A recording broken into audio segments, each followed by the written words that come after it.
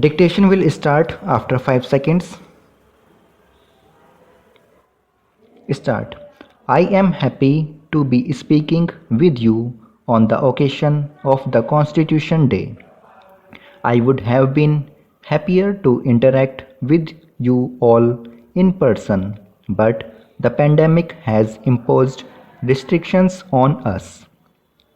Today is the 71st anniversary of the adoption of our Constitution.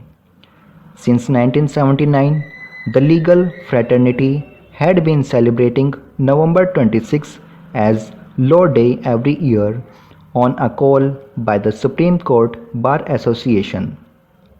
In 2015, commemorating Baba Saheb Ambedkar's 125th birth anniversary, the government decided to celebrate November 26 as the Constitution Day. I believe we are blessed in having our founding document drafted by the great visionary leaders of our freedom movement. They were conscious of the fact that they were writing the collective future of the nation only on behalf of the people at large. Not only is democracy at the heart of the Constitution, the Constituent Assembly itself was formed in a democratic manner. It had popular representation from across the country and included some path-breaking women among its members too. People also took great interest in the lively debates of the Constituent Assembly.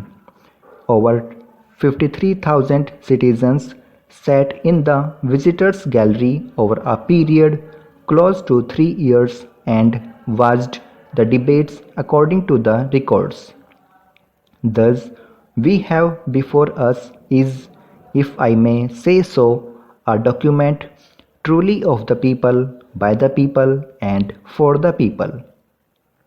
To paraphrase Abraham Lincoln, I can say with conviction that this document, a creation of Indian genius and ingenuity, too shall not perish from earth as citizens continue to repose faith in it. Ladies and gentlemen, our Constitution is said to be the lengthiest document of its kind.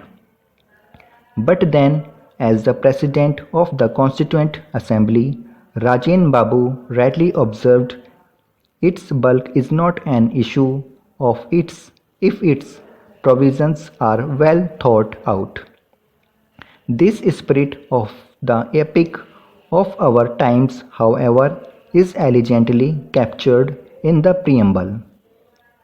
In mere 85 words, it spells out the core values that propelled the freedom struggle, the vision of our founding fathers, the dreams and aspirations of every Indian. Many of these solemn words were discussed threadbare by learned members on 17th October of 1949. The preamble has rightly been seen as the heart of the Constitution, and at its core are certain values. They are justice, liberty, equality, and fraternity. This is the moral compass of our journey together to a glorious future. Dr. Ambedkar, as chairman of the drafting committee, spoke eloquently about their significance in his concluding speech. What does social democracy mean? It means a way of life which recognizes liberty, equality, and fraternity as the principles of life. These principles of liberty, equality, and fraternity are not to be treated as separate items in a trinity. They form a union of trinity in the sense that to divorce one from the other is to defeat the very purpose of democracy. Ladies and gentlemen, the The task before us is to recognize these noble ideals as a way of life, that is, to translate these words into everyday acts. What does it imply for the judiciary? The preamble speaks of the resolve to secure for all its citizens social, economic, and political justice. At the risk of repeating myself, I reiterate that the notion of justice itself implies access to justice. In other words, justice can be secured only to the extent that it can be accessed.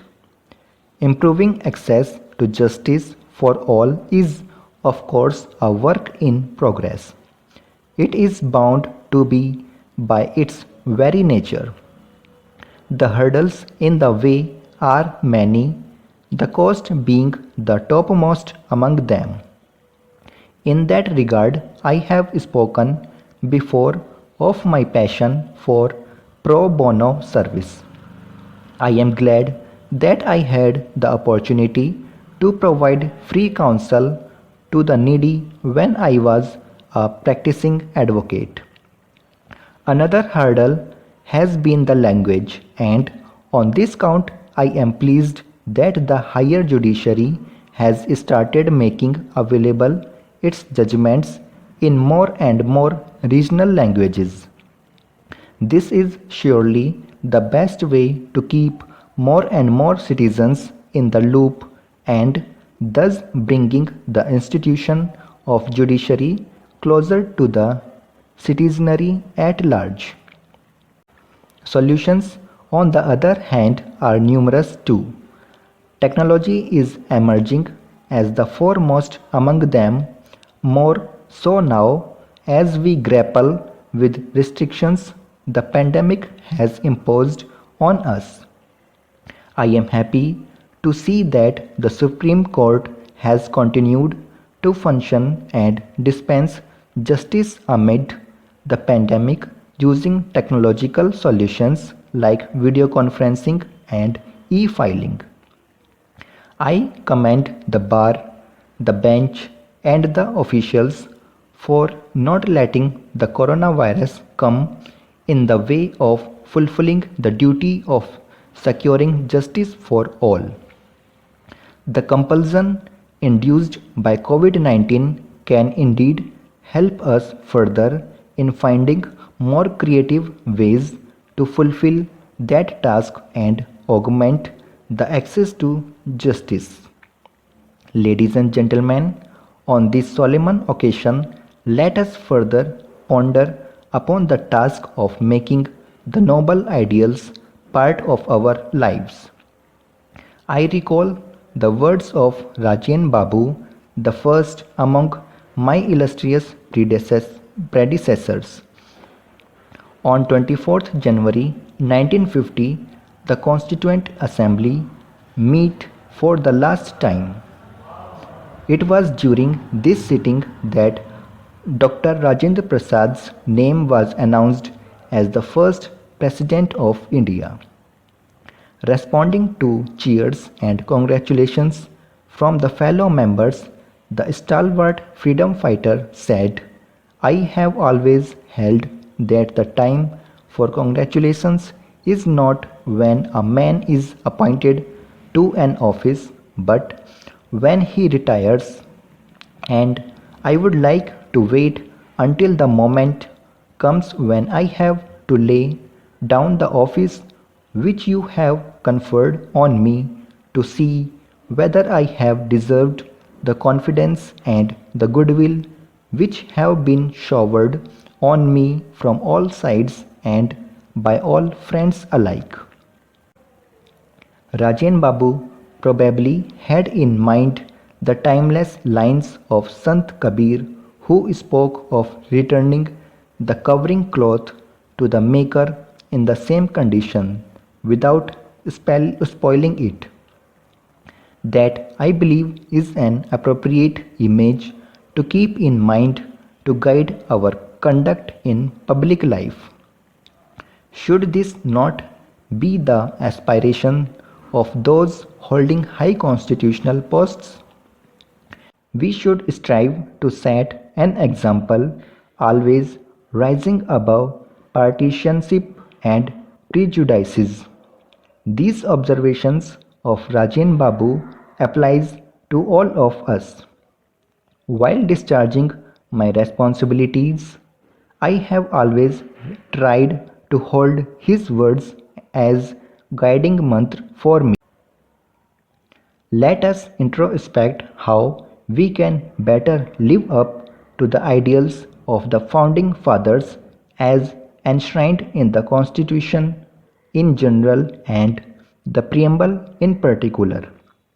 Ladies and gentlemen, the Supreme Court of India has earned a reputation for its superior standards and lofty ideals. Landmark judgments passed by this court have strengthened the legal and constitutional framework of our country.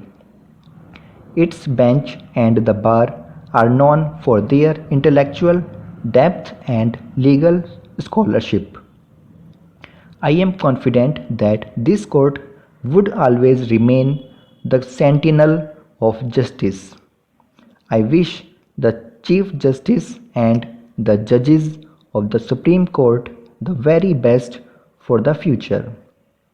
I also wish very best to the members of the Supreme Court bar who are regarded officers of the court for their fruitful future.